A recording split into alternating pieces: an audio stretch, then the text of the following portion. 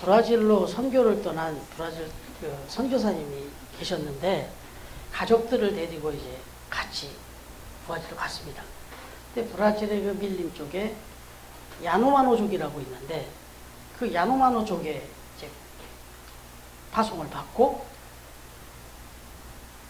선교를 갔습니다.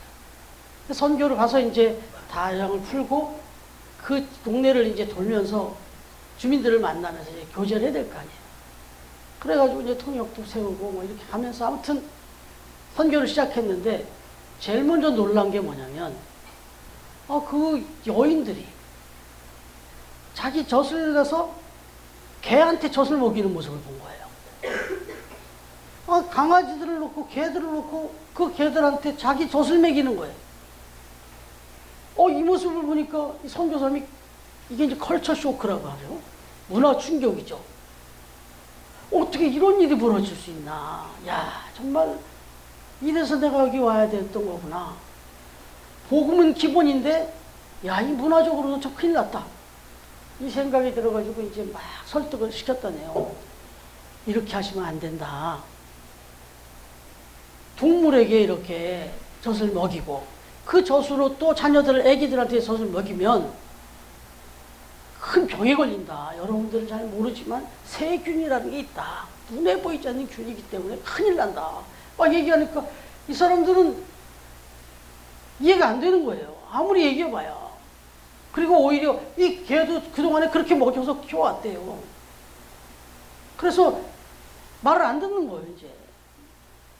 또 개를 보면 또 막 개가 또 달라들고 품으로 오고 그럼 또 먹이고 그러고 있더라는 거예요. 야, 이거 어떻게 해야 되나 이제 그러고 있었대요. 그러던 어느 날입니다. 선교사님 가족들이 집에서 이제 식사를 하게 됐어요. 아침 식사를.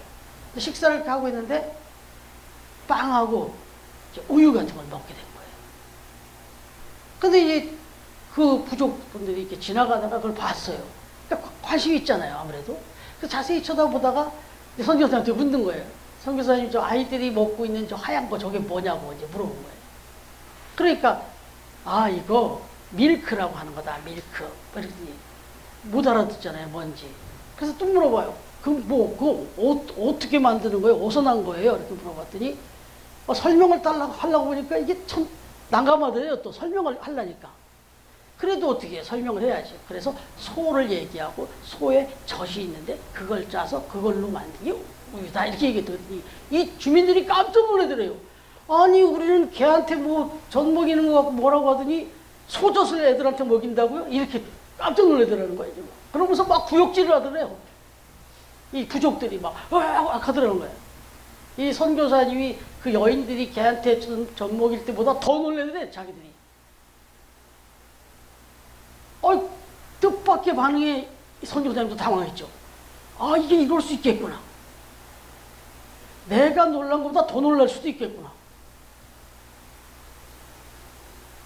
그래서 그 후에 이런 것부터 하나하나 가르치고 그 삶을 깨우치는 이 일부터 하기 시작했다.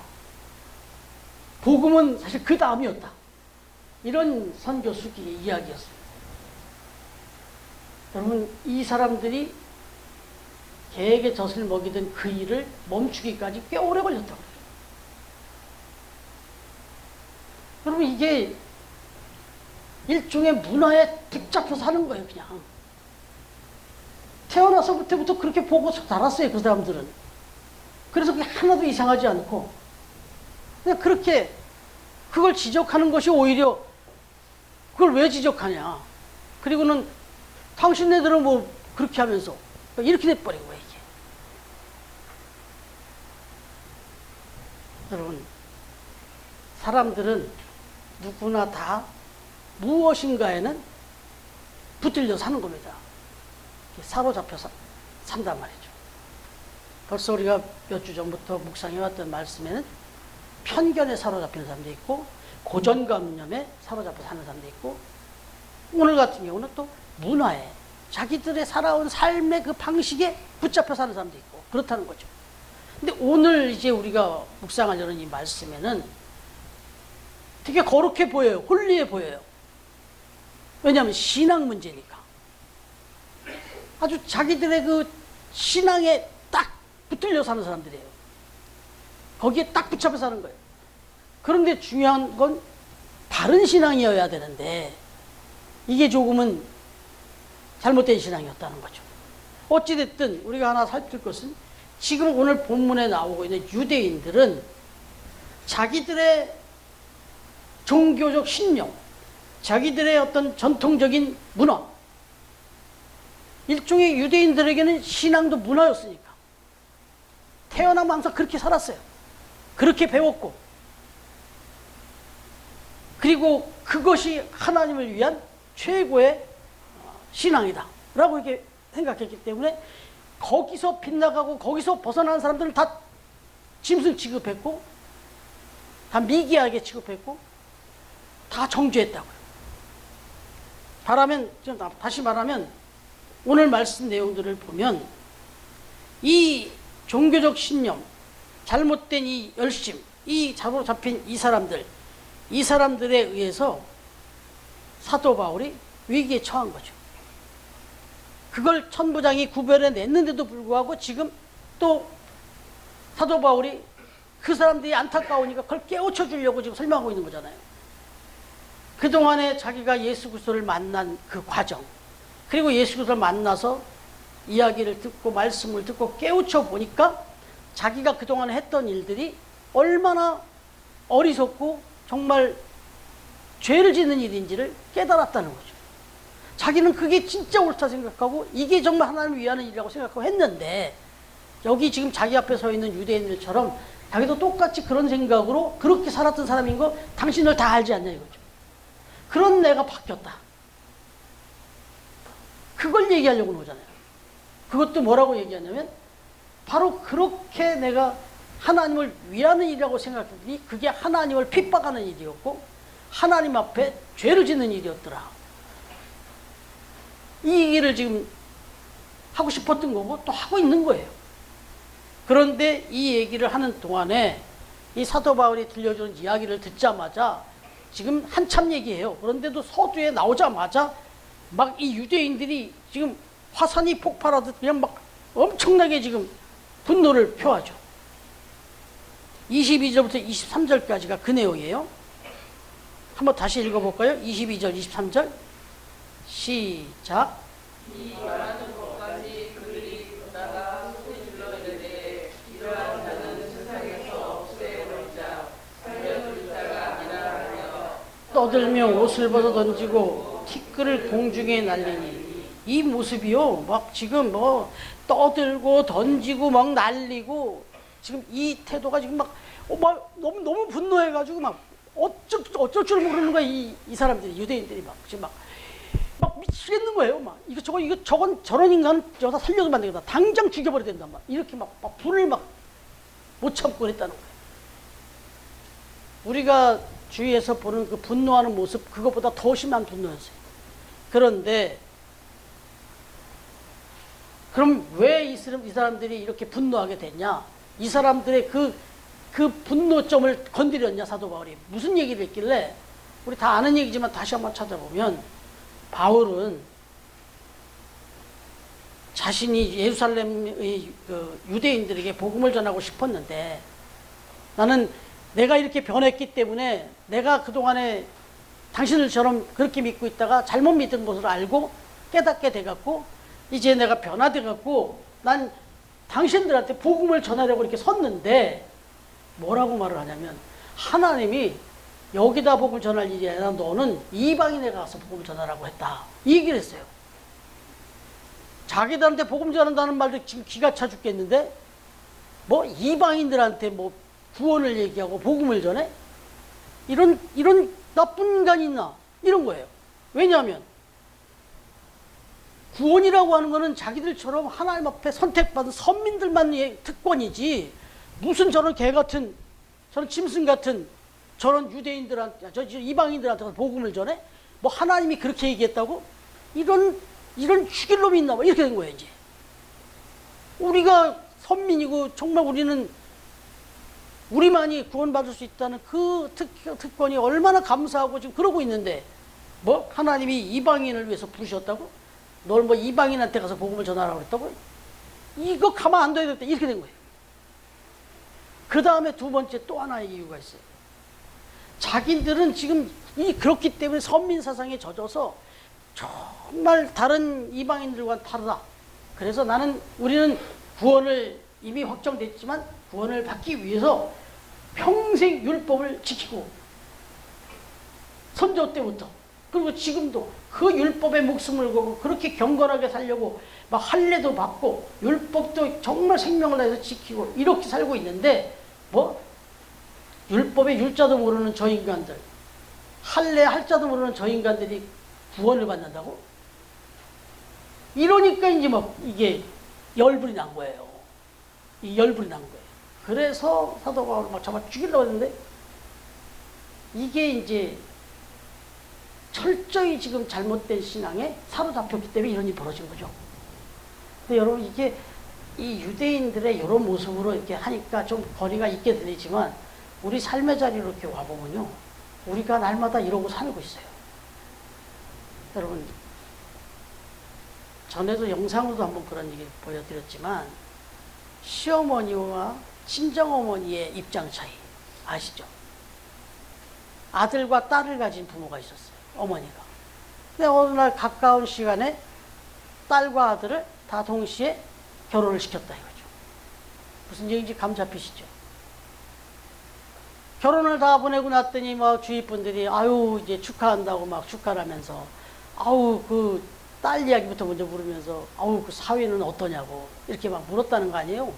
그러니까 이제 시어머니가 막 눈물을 글썽이면서 어쩌면 저런 사위가 우리 사위가 됐는지 정말 우리 딸은 행복하고 나도 행복하다. 아우 우리 딸이 그냥 뭐 밤새 그냥 마음껏 놀다가 그냥 늦잠을 자도 사위가 자기가 일어나서 깨우지도 않고 그냥 자기가 일어나서 밥 다 차려먹고 그러고 나가고 딸은 그냥 늦잠 자서 일어나서 그냥 나가서 또 마음껏 놀다 들어오고 그것도 또 그래서 또 하루가 멀다 하고 또 사위가 불러내가지고 외식 시켜주고 아 정말 우리 딸 너무너무 행복하고 너무너무 좋은 사위를 만났다 이렇게 했다는 거 아니에요? 아이고 참 부럽네요. 그럼 아드님은 어떤 며느리를 얻으셨습니까? 갑자기 혈압이 막 올라가는 거죠. 이제 이 시어머니잖아요. 이제 막 혈압이 올라가가지고 세상에 나 저런 며느리 진짜 정말 난 원치 않았는데 저런 아니 남편이 아침에 출근하는데 퍼 자고 있질 않나? 허구한 날 나가 돌아다니질 않나? 그리고는 또 뭐 툭하면 외식 시켜달라고 하질 않나? 정말 미치겠다고 하죠. 내가 당장도 같이 살지 말라고 하고 싶은데, 이랬다는 얘기 아니에요. 여러분, 이게 뭔 차이죠? 똑같은 한 분이에요. 이분이 뭐에 붙들려 사는 거예요? 자기중심적 사고에 붙들려 사는 거예요. 자기중심적 사고에. 자기 우월주의에 사는 거예요. 그래서 이런 사람은요, 내 실수에 대해서는 관대합니다. 실수했어요. 제가 축구를 좀 했었잖아요. 아주 그런 목사님이 계셨어요. 제가 오늘 공차적으로 실수하잖아요. 그럼 뭐라 그래요? 그러다가 자기가 실수를 했어. 실수. 제가 그 모습을 보면 누가 뭐라고 하지도 못하네. 자기가 자기가 지금 진짜 오랜만에 모처럼 한번 실수했다는 식으로 자기 실수는 너무 아름다워. 남의 실수는 그냥 죽일듯이. 여러분 남편과 아내 사이도 그러잖아요. 아내가 뭐 하나 조금만 잘못해봐요. 그냥 막 날아가지. 근데 이제 내가 잘못해봐요. 다 그럴 수 있는 거야. 여러분 이게 오늘 6월 25일 6.25를 74년 한 이날에 우리가 생각하면 자국 우월주의가 있습니다.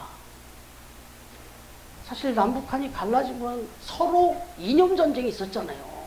공산사회주의가 낫다, 민주주의가 낫다 이 싸움 한 거 아니에요 사실은. 크게 보면. 근데 그 싸움에서 다 옳다고 생각했지 자기들이 나쁜 거라고 생각은 안 했어요 다. 지금 70여 년이 지나고 나보니까 뭐가 잘못되고 뭐가 나쁜 건지 다 드러났지만 어찌됐든 그게 전쟁까지 간 거예요. 여러분 오늘 아침에 어제 밤중에 또 오늘 아침에 러시아의 이재경 선생님한테 카톡이 계속 오는 거예요. 근데 아침에 막 준비하는데도 카톡을 계속 했어요. 그 반군 뭐 그분 그 용병 부대가 아침에 물러가기로 했다네요. 어제 막 그런 내용으로 기도 제목 받고 기도 제목 받고 했는데 아침에 막 목사님 감사하게도 사실은 뭐 이쪽에 그 정부군이 뭘 포격을 했는데 그 용병 부대에 떨어졌나 봐요. 당연히 오해였겠죠. 뭔가 잘못됐겠지. 근데 이 반군의 수장이 이 용병 부대의 수장이 열받은 거예요. 어떻게 우리를 이렇게 이럴 수가 있냐 해가지고 다 치고 올라갔던 거지. 그랬는데 여기 부통령 된 푸틴 대통령 바로 밑에 부통령이 잘 설득을 했나 봐요. 어떻게. 그래갖고 모스크바에 200km 가까이까지 다가왔었는데 돌아서 그 벨라루스인가 그 나라로 가게 됐다네요. 그쪽으로 가기로. 그래서 일단락 평화가 좀 찾아왔다네요. 막 그런 얘기를 하는데 이게 지금 무슨 싸움이냐면 체제 싸움이고요. 서로 내가 옳다는 거예요. 우크라이나도 우리가 정통성 있다. 옳다는 거고 이 러시아는 이거 우리나라였다 이거예요. 사실 세계 전쟁사가 다 그렇습니다. 자국 우월주의입니다. 게르만 민족의 우월주의.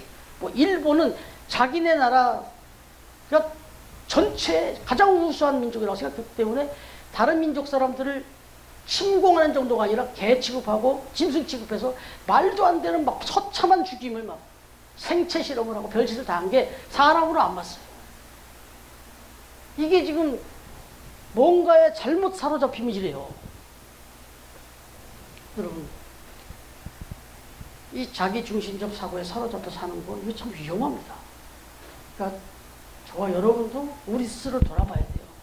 내가 혹시 내 고집, 내 편견, 내 경험, 내 지식에 딱 사로잡고 씨알도 안 먹힌 사람도 있잖아요. 뭔 얘기를 해봐야 말 안 통해요. 그리고는 그걸로 안 통하는 정도면 좋은데 그걸로 막 정죄를 한다고 그걸로 막 다른 사람을 옥죄고. 여러분 이 유대인 백성들이 자기들이 선민사상의 율법을 지키고 뭐 열심히 살았다고 한 거 그래서 그런데 그런 거 알지도 못한 사람이 구원받는다는 게 열받았다고 하는데 사실은 성경에 보니까 예수님이 회칠한 무덤이라고 그랬어요. 독사의 새끼들이라고 그랬어요. 말은 그따위로 해놓고는 말은 너무너무 잘해놓고는 천상수처럼 해놓고는 그걸로 다 누구한테 적용했어요? 그 율법을? 다 남에게 적용했어요. 그 율법이 나쁘다는 게 아니에요. 그 율법 갖고 내가 못 지킨 거를 나를 가슴을 치면서 나는 죄인으로서이다 이래야 되는데 그 율법 갖고 다른 사람 정죄했습니다. 지금도 이 인간들이 하는 짓은 이 율법 가지고 지금 누구를 정죄하고 있냐면 이방인들 정죄하고 있는 거예요. 이게 나쁜 거예요. 이게. 그 다음에 하나 더 사로잡혀 있는 사람이 있습니다. 천부장입니다. 천부장. 24절부터 26절까지 내용에 보면 천부장이 유대인들이 외치는 그 이유를 확인하기 위해서 바울을 영내로 데려가잖아요. 그리고는 묶어요. 그리고 채찍질하고 신문하라고 명령을 합니다. 여기서 이 채찍이라고 하는 게 가죽끈에 세 조각을 막 뼈를 막 매다른 것이어가지고 이걸로 심하게 맞으면 불구자가 되거나 죽기도 하죠.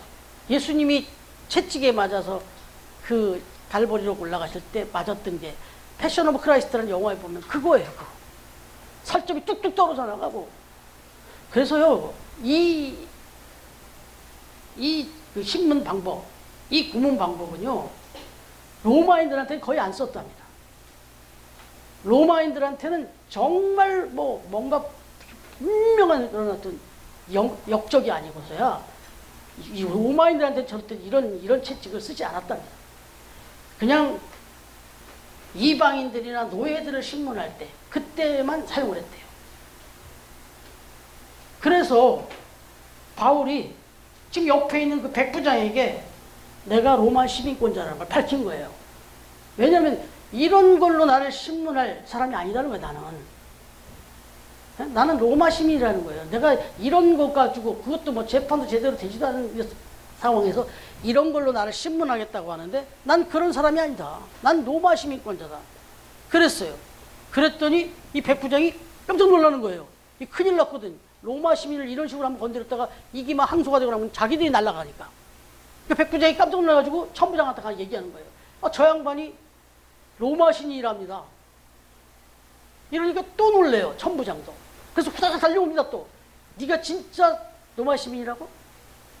이 얘기를 딱 하니까 맞다. 난 로마 시민이다. 그랬더니 이 천부장이 기가 막히다는지 아니 네가 로마 시민이라고? 내가 로마 시민이 되려고 내가 얼마나 돈을 갖다 쳐발라가지고 내가 로마 시민권을 샀는데 네가 어딜 봐서 네가 로마 시민이야? 네가 돈이 많아? 뭐 이렇게 된 거예요 이제. 어딜 봐서 네가 로마 시민이고 네가 무슨 돈으로 로마 시민을 샀겠어? 이렇게 얘기한 거예요. 이 사람은 모든 거를 물질로 봤어요. 외모를 보니까 이건 로마 시민이 아니야. 이건 자기 물질 가치관으로 볼 때 이게 로마 시민권이 돈으로 따져도 얼마나 비싼 가치가 있는 건데 네가 로마 시민이라 그러냐.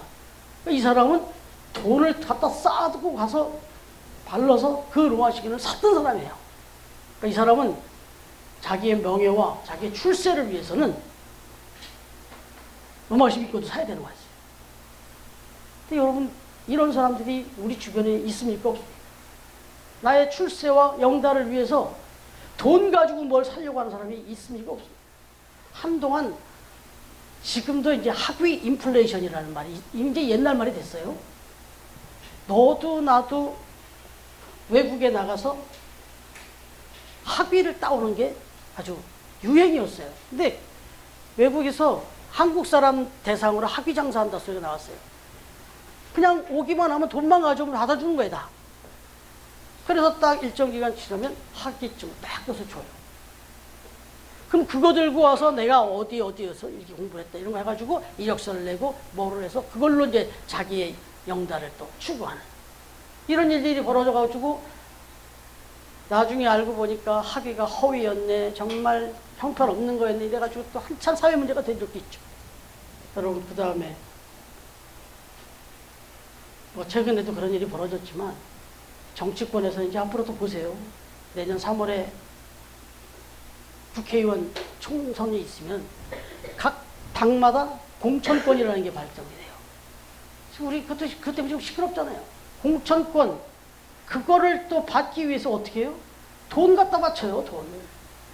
돈을 바쳐야 공천권을 줍니다. 이건 뭐예요? 출세하기 위해서 내 영달과 뭔가를 부기를 얻기 위해서 돈 갖다 바치는 거예요. 여러분 이건 지금은 많이 자정이 되긴 했어요. 그런데도 한동안 우리 교회 모임이 노회가 있고 총회가 있는데 총회에 총회장이라고 있어요. 교단을 대표한다. 그래서 어떤 때는 뭐 청와대도 불려가고 국가조차 기도하면은 대통령을 모셔다가 기도도 하고 막 이제 어느 정도 아주 그 목회자로서는 또 이 명예로는 최고 명예까지 가는 거죠. 그래서 이 총회장이 되려고 1년에 한 번씩 뽑는데 막 억대를 써요. 왜냐하면 총대가 1,500명씩 막 모이니까 그분들 식사를 막 대접을 쏴야 될 거 아니에요. 이게 뭐 이렇게 저렇게 막 하다 보면 1억이 넘고 뭐 2억이 넘고 뭐 어떤 분은 10억을 썼네 이런 소리가 나올 정도로. 목회자 세계에서도 이런 일이 벌어졌었어요. 지금은 이제 많은 문매를 받고 많이 자정됐어요. 여러분 이게 천부장의 모습이 지금도 그러고 있습니다. 바로 이거에 묶여 사는 사람, 여기에 목숨 걸고 사는 사람 많아요. 네, 여기서 목숨 걸고 사는 사람 많아요. 여러분, 사실 로마 시민권을 가지면 뭐 특별한 그 사람으로 대우를 받았죠. 네, 정말 뭐 막 그 전쟁에서 잡아온 종들을 데려온 사람들을 종으로 노예로 막 그냥 하사풍초를 주기도 하고, 그리고 모든 경제에 무조건 우선권위가 있었고, 뭐 모든 그런 그 특혜가 있었죠. 근데 그러니까 막 이걸 돈으로 살라고 난리를 쳤던 사람 중에 하나가 바로 이 천부장이었다. 이런 사람도 있었다. 그런데 이제 마지막으로 진짜 제대로 사로잡힌 사람이 하나 있었어요. 그게 누구냐면 아시는 대로 사도 바울이죠. 사도 바울은 오늘 21절 한번 다시 읽어보시겠어요? 시작. 나더러 또 이르시되 떠나가라. 내가 너를 멀리 이방인에게로 보내리라 하셨느니라. 아멘. 이 말이 뭔지 아시겠습니까? 사도 바울이 자기가 권하받고 내가 정말 잘못 살았구나. 내가 너무 큰 죄를 졌구나. 그래서 지금 그렇게 살고 있는 여러분들이 너무 안타까워서 내가 이걸 전하려고 합니다. 그래서 난 여러분들에게 복음을 전하려고 이렇게 왔는데 성령은 하나님의 영은 나로 하여금 떠나가라. 여기가 아니라 네가 전할 곳은 이방이다 하고 가라 그랬다는 거예요. 여러분 이 말 때문에 지금 막 두들겨 맞아 죽을 위기까지 갔다 그랬죠. 그 다음에 어찌됐든 사도 바울의 뜻도 아니잖아요. 이건. 사도 바울은 자기가 생각해 보니까 자기가 그동안 저 사람들처럼 그러다가 이제 이렇게 예수님을 만났으니까 저 사람들 변화시켜야 되겠다. 나처럼 어리석게 살지 않도록 해야 되겠다는 게 자기 생각이었다고. 그런데 하나님의 생각은요. 떠나라는 거잖아요. 이방인에게로. 사도 바울이 어떻게 해요? 떠납니다. 바로. 제가 군대 얘기하면 좀 신뢰성이 떨어지긴 하지만 이 얘기를 들었어요. 한 신병이 입대를 해가지고 병장을 만날 기회가 됐대요.